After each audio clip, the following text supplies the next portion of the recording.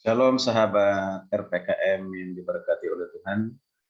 Puji nama Tuhan, kembali kita bersama-sama akan menikmati renungan kebenaran firman Tuhan melalui RPKM, renungan pengajaran kata Roh Ministry. Dukung terus program ini dengan memberikan respon, di like, dan juga jangan lupa di subscribe. Dalam kesempatan yang baik ini, kita bersama-sama diberkati dengan firman Tuhan, dengan topik ibadah merupakan persekutuan antara roh Tuhan dan roh umatnya. Sekali lagi, ibadah merupakan persekutuan antara roh Tuhan dan roh umatnya.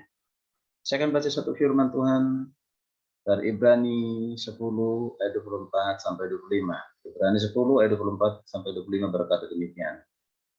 Dan marilah kita saling memperhatikan, supaya kita saling mendorong dalam kasih dan dalam pekerjaan baik. Janganlah kita menjauhkan diri dari pertemuan-pertemuan ibadah kita. Janganlah kita menjauhkan diri dari pertemuan-pertemuan ibadah kita, seperti yang dibiasakan oleh beberapa orang. Tapi marilah kita saling menasihati, dan semakin giat melakukannya menjelang hari Tuhan yang mendekat. Puji Tuhan. Haleluya. Bapak Ibu, saudara yang kasih Tuhan, apa pengertian ibadah yang kita pahami selama ini? Ibadah itu adalah panggilan Tuhan. Dan Tuhanlah yang menciptakan ibadah, yang berinisiatif menciptakan ibadah. Tuhan yang datang kepada manusia, bukan manusia yang datang kepada Tuhan. Jadi awalnya adalah Tuhan yang datang kepada manusia, sehingga manusia meresponinya. Nah, Bapak Ibu saudara kasih Tuhan, apa makna dari ibadah yang kita pahami selama ini? Ibadah yang dipahami seringkali seolah-olah ibadah itu adalah hanya keperluan Tuhan. Atau kita mengatakan bahwa ibadah itu hanya karena keperluan manusia. Nah, saudara kasih Tuhan, ibadah itu adalah suatu hubungan persekutuan yang erat dengan Tuhan. Ketika Tuhan datang kepada kita, maka kita meresponinya dengan menyembahnya dan mengagungkan Tuhan. Ibadah bukanlah upaya manusia, melainkan itu adalah berasal dari inisiatif Tuhan. Ibadah itu diawali dari kehadiran Tuhan terlebih dahulu. Tuhan yang telah hadir adalah Tuhan yang datang kepada manusia. Tuhan yang mendekati manusia. Dan Tuhan yang berfirman kepada manusia. Apabila kehadiran Tuhan diresponi manusia yang kemudian ditindaklanjuti dengan apa? Menyembah, memuji, dan mengagungkan Tuhan. Itulah ibadah. Ini berarti ibadah bukanlah ciptaan manusia. Ibadah bukanlah aturan manusia. Ibadah bukanlah sekedar kehadiran manusia. Ibadah bukanlah sekedar pertunjukan. Ibadah bukanlah perkumpulan sejumlah manusia. Namun ibadah adalah hadirnya manusia di hadapan Tuhan yang digerakkan oleh Tuhan sendiri. Sehingga inisiatif untuk apa? Bersekutu dengan Tuhan dan mendengarkan firman-Nya dimulai dari Tuhan sendiri. Satu firman Tuhan, Yohanes 6 ayat 24 berkata demikian. Injil Yohanes 6 ayat 24, tidak ada seorang pun yang datang kepadaku jikalau ia tidak ditarik oleh Bapa. Kalau bukan Bapa yang menarik manusia, maka tidak ada seorang pun yang datang kepada Yesus. Tuhan yang juga dipanggil Bapa itu menggerakkan seorang agar datang kepadanya. Tanpa inisiatif dari Bapa, tidak ada seorang yang datang bersekutu dengan Tuhan. Dengan kata lain, ibadah kepada Tuhan tidak akan terjadi apabila Bapa tidak menggerakkannya. Inisiatif dan motivasi manusia untuk bersekutu dengan Tuhan itu melalui ibadah itu berasal dari Bapa.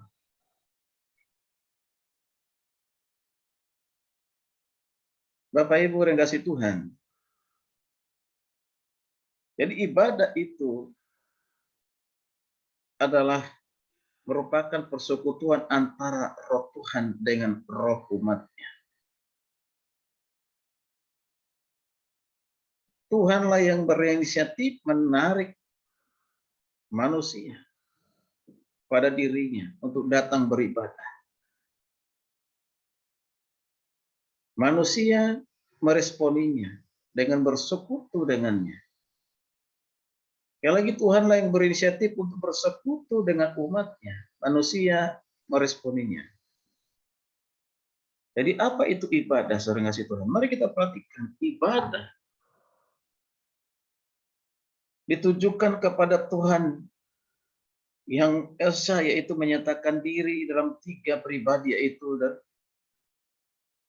Bapa, Anak, dan Roh Kudus.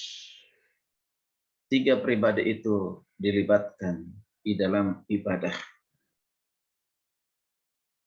Ibadah merupakan persekutuan antara Tuhan dan manusia, di mana Tuhan berfirman kepada manusia. Ibadah bersumber dari Tuhan sendiri. Tuhanlah yang hadir lebih dulu. Tuhan yang menggerakkan manusia untuk datang beribadah kepada-Nya. Tuhan yang berinisiatif untuk bersekutu dengan manusia. Ibadah merupakan respon manusia atas kehadiran dan gerakan Tuhan yang berinisiatif terhadap manusia. Sesungguhnya kalau kita tidak datang beribadah, mari kita koreksi diri kita.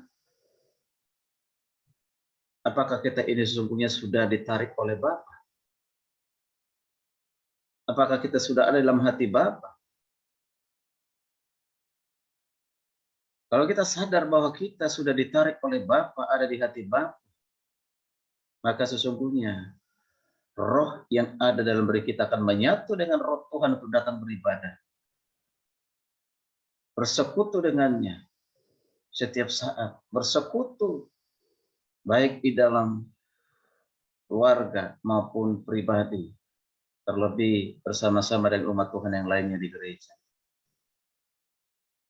Jika kita meninggalkan ibadah, tidak pernah beribadah lagi, mari evaluasi, koreksi diri. Apakah sesungguhnya kita sudah ditarik oleh Bapa? Sudah menyatu dengan roh Bapa, roh Tuhan. Kalau sudah menyatu dengan roh Tuhan, apapun alasannya, kita akan tetap mengutamakan ibadah. Datang kepada Tuhan, bersekutu dengan Tuhan. Ingat, firman Tuhan mengatakan tadi, janganlah kita menjauhkan diri dari pertemuan-pertemuan ibadah kita, seperti yang dibiasakan oleh beberapa orang. Tapi marilah kita saling menasihati dan saling semakin giat. Perhatikan, semakin giat melakukannya. Semakin giat melakukannya menjelang hari Tuhan. Yang sudah mendekat hari Tuhan, sudah semakin mendekat. Jangan sampai Tuhan datang pada saat kita tidak beribadah. Pada saat kita mengikuti arus dunia. Pada saat kita malas-malas ibadah. Cintailah ibadah. Datanglah beribadah. Berikan waktu untuk beribadah. Ibadah itu adalah Tuhan yang menarik manusia datang kepada dirinya, manusia meresponinya untuk memuji, menyembahnya, bahkan mendengarkan firman Tuhan.